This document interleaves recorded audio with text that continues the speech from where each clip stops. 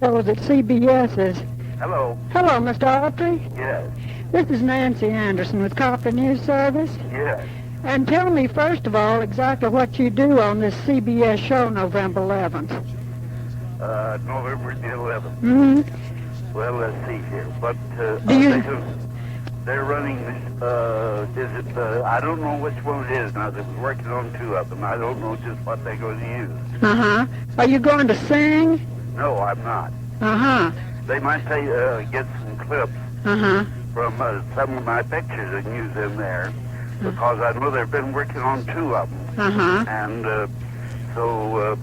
but I don't sing. I haven't sung in 4 or 5 years, so I don't. Well, when was the last time you sang professionally?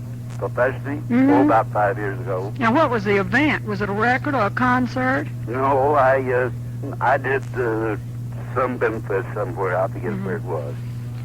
Well, John Wayne told me one time, I think I remember this right, that in your first picture you replaced John Wayne because he didn't know how to sing. Is that right? No, I didn't replace him. No, that was not true. He had made a picture, though, as Singing Sandy, I believe. Yeah. And somebody else did the singing. I'm not sure just who that was. Uh-huh. But anyway, no, I didn't replace him. But we were kidding one time, and he was talking to me, and he says, you know, Gene said, if I'd have been able to sing, he says, I would have been the first singing cowboy instead of you. So I said, well, Duke, it wasn't the singing really that put me over. It was my fine acting.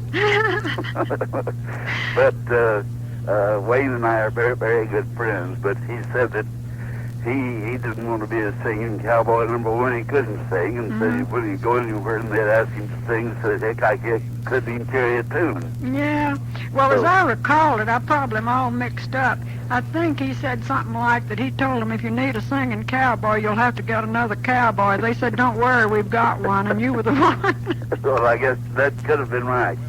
Yeah. Well, Ann Rutherford, was she your leading lady in your first picture? What's that? Ann Rutherford. No, she was not. Uh-huh. But she was in the second picture I did. That was Melody Ranch, wasn't it? No, the second picture I did was, gosh, I forgot what the name, Melody Trail up. Oh, Melody Trail. I knew it had melody in it. I thought it did. Uh-huh. Melody Trail. And the first meeting with you, Tumbling Tumbleweeds, that was my first feature, was a girl named Lucille Brown. Mm-hmm. And then I made the second picture, and Ann Rutherford was in that one. Well, now, she told me one time, see, I've talked to all your friends at various times, that when you went on location, as she remembered it, you had your wife bring all your fan mail to you, and you would personally sit there and answer every letter and take a real interest in what your fans had to say and where they were. And I wondered if you still answer fan mail, at what point you had to give it up. Well, I answer a lot of fan mail. A lot of them just write you on a picture or something like that. Mm-hmm. We mail those, but if a letter comes in that really I think should be answered, well, I try to answer. Mm-hmm. What did you think about the current trend in Western pictures, Clint Eastwood's pictures, Charlie Bronson's, etc.? Well, evidently somebody likes them. Well, that's true. But as far as I was concerned, I couldn't get away with that kind of stuff, I don't think, because I was known on records, and I was known on a radio program, and of course some of the scenes that they do today are quite brutal, and I don't think that the censors would ever let my pictures got through if I'd done that in my time. Yeah. Now, did you do your own fight scenes pretty much, or were you doubled in most? No, I did most of the fights myself, unless there was a stunt that where you had to jump off of a cliff or something like that. I didn't do those stunts, but I did all the fights and most of the rides. What was the longest fight scene you ever had? Do you remember one that stands out like Una Merkel and Marlene Dietrich in Gastry Rides Again? Gosh, I don't know. Most all of them lasted quite a long time. Mm-hmm. And I guess one of the longest fights I think that I ever did was with Hugh O'Brien when he first came out here. Good grief. I was just talking to Hugh last weekend in Atlanta. You were? Yeah. He's playing something or another in Stories from the Bible. He's in that. Well, what was the picture with you when you did the longest one? Well, he had been in the Marines. Yeah. And he was just getting out and trying to get a start out here. So we put him in one of my pictures. I forget what it was. Uh-huh. And he and I did quite a fight scene.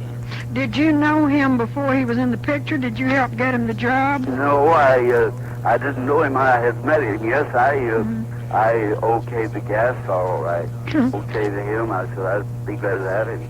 Well, are there any people who went on to be pretty famous that you helped give starts?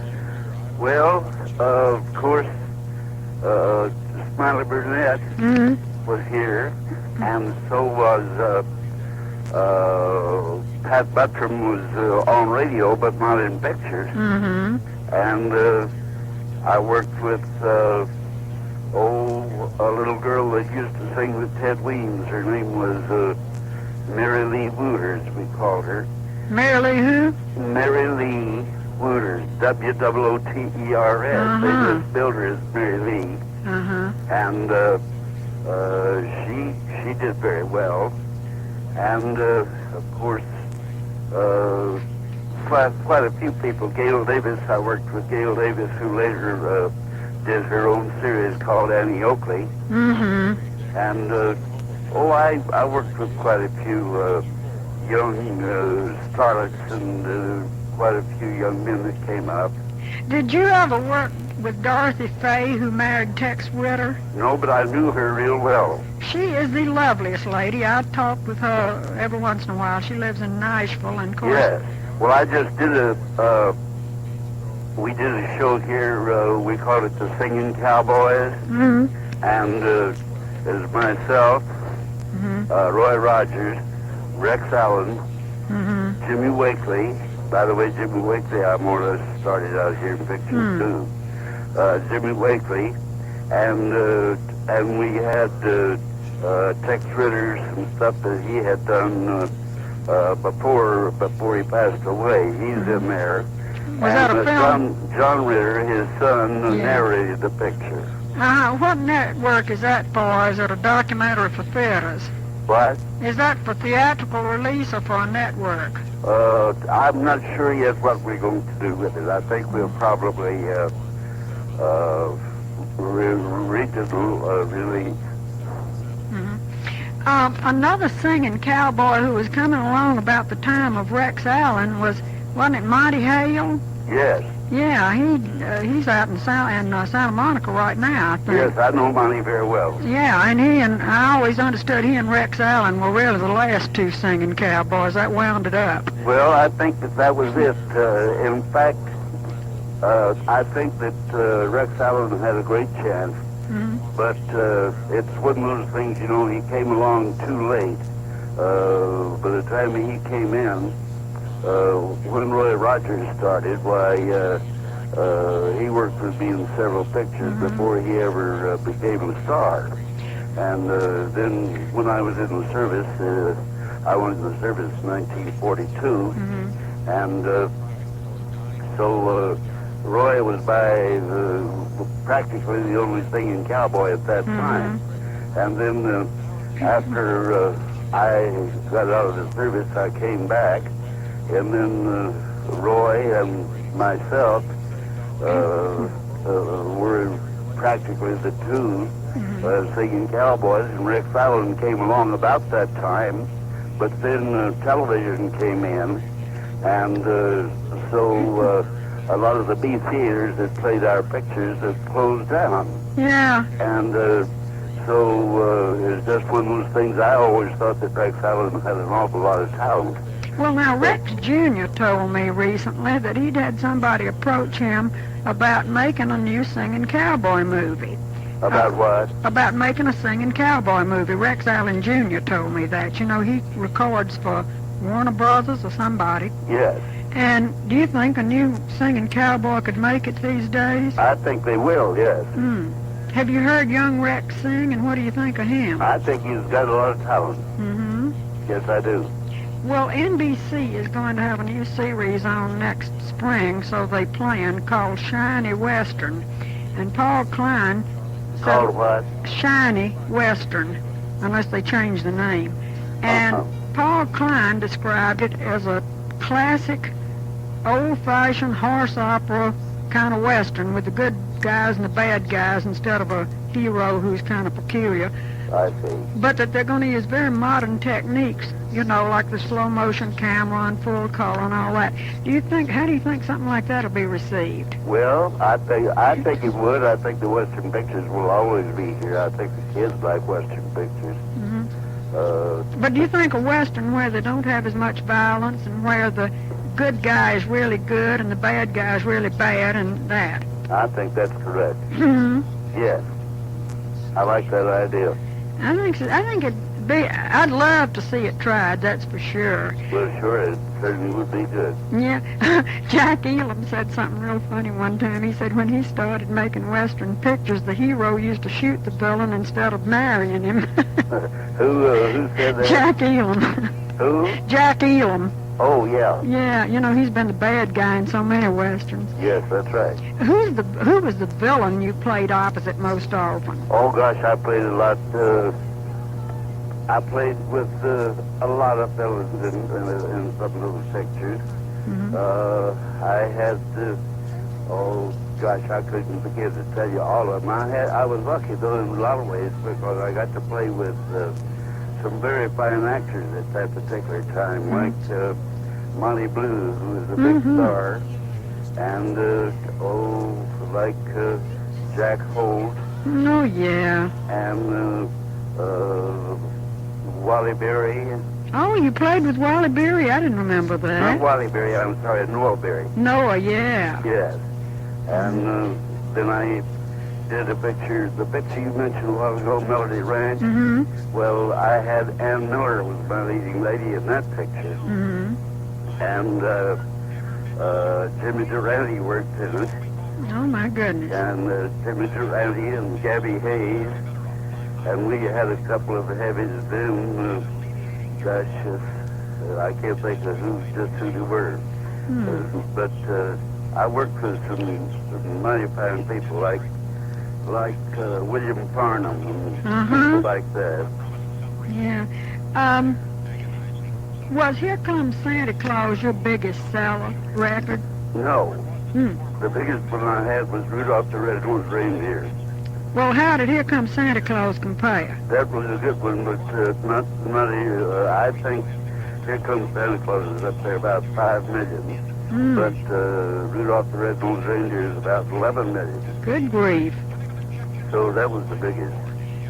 Were they giving gold records at that point, or is that a sort of a new development? What's that? Gold records, were they giving gold records back when you recorded Rudolph, or is that a newer development? No, I got the first gold record that was ever put out. Oh, what was that for? That was for a song called Silver-Haired Daddy of Mine. My goodness, what year was that? Well, I made it in 1930, but they gave you the gold record in 1934. The record came out. I had a press agent at that time by the name of Beverly Barnett. Oh, I knew Bev Barnett so well. He was John Wayne's press agent. Yes, that's right. Yeah, He sure. handled. Bev and I both came from Oklahoma. Yeah. And I knew Bev back in those days when I was around Oklahoma City and down in there. And he did a lot of work, publicity for me when I first came out here. Yeah. He and another fellow from Tulsa, Oklahoma, by the name of George Goodale. And anyway, Bev Barnett got with Art Satherley. Art Satherley was the A&R man at that time for Columbia Records. Yeah. And that is the country and western division. And they got together and got this idea of a gold record. My goodness. And that was the first one that they gave to me in 1934. I had no idea that Bev Barnett was behind the first gold record. He was killed by an automobile, wasn't he? Yes, that's right. He was a real gentleman. I thought the world of Bev Barnett, and I hadn't thought about he it. was a wonderful guy. He sure was. Well, did you ride the same horse in all of your pictures? Hell, yes. No, I had three horses. The original horse I had died in about 1944, I guess it was, while I was in the Air Force. Yeah. And then I used another horse when I came back out. And then I used him in about 32 features at Columbia. And then I made 100 half-hour films for television for CBS. Mm-hmm. And I used still another horse there. So I had to get a younger horse. So I actually had three horses. Did they all have the same name on screen? I called them all Champion, yes. Yeah, I thought you always rode Champion, but I wasn't real sure about that. Yes, Where did you get the name Champion? Who suggested it? Oh, I don't know, to tell you the truth.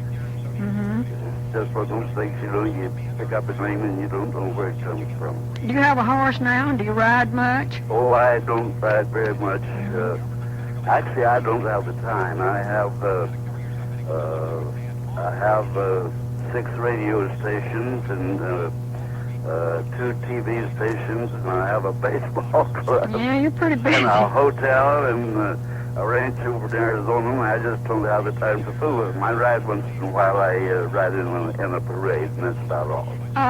Does your ranch, is that a money-making ranch, or is that just a pleasure ranch? No, it's a money-making ranch. That's good. What do you think about you raising beef, I suppose? Yes, that's correct. You think the beef prices are going to come down any, or had I better start raising my own? Well, I don't know about that. I tell you, for a long time, why the things are so different now. Grain, and by the time you feed cattle out, why it costs an awful lot of money nowadays to raise cattle. It's not like it once was. That